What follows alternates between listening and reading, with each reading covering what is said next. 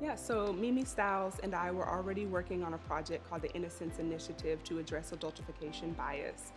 When COVID hit, we realized that the Juvenile Detention Center in Travis County was going to release Black girls predominantly from the system, and we wanted to do our part to reduce the recidivism rate.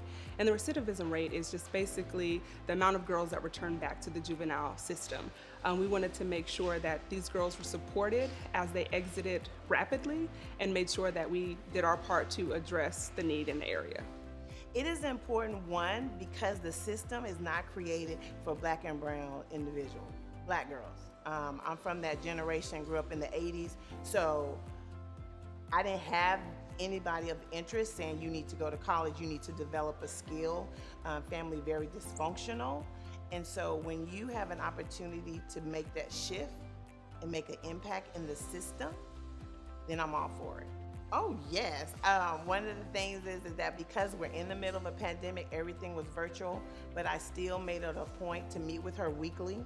We went to the movies, we ate out, I gave her driver's lessons, and so I'm still here. So, so just helping her navigate through that, I learned that I have a lot more to give than just to my own children. So with Travis County Girl Squad, I acted as a mental health consultant. So mainly we were just there to facilitate and hold space and make sure that the girls had what they needed and it was a safe space where they could process and kind of talk about what they wanted to talk about. We guided them through some of the themes, which was empowerment and learning about systemic issues like racism and how black women have been socialized, racialized, all of those things. So that's mainly what I did. Yeah, so confidence. I would say confidence and trust in themselves and the space of other black women and girls.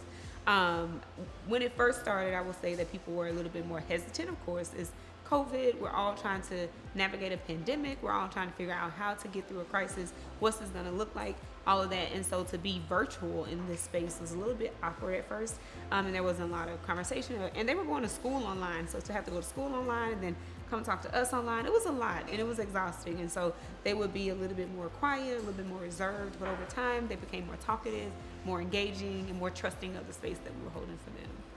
The way people perceive me in the world, as like growing up, I was a very, I guess I would say trusting of people. And you know, when people look at me, when I look at people, I just see another person. When people look at me, they see a black woman.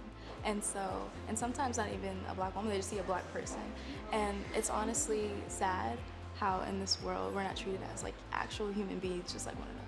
So I think that was kind of an in-depth thought about the way people see me, because I grew up in really like a black community, you know, brothers and sisters, everybody playing, and so it was really weird coming into like a realization that, you know, things police brutality is happening because they're not seen as human beings, and so we really talked in depth of that. Honestly, it was another opportunity for her to connect with mentors as well as other young girls her age that look like her, that go through the same things that she goes through. I think that's really big because we're not from here. We're a military family, and so we're not from Austin. So finding more connection and more people to speak positivity into her was something big we were looking for. I believe it was a positive impact on her, being able to understand and hear from other people the differences and how sometimes women of color are treated, things that women of color need to know, points that are made for women of color that are maybe driven home more so than other races. I think it was for her to be able to hear that from other positive women, other beautiful women, other people that may not necessarily have the same vested interest as a parent, but just knowing that they care for her as a woman in the world. I think that was the biggest thing that really helped for her to hear the things I wanted her to know, but from other people. I would tell you to always be yourself because you are the best you, and the world needs everything that you are.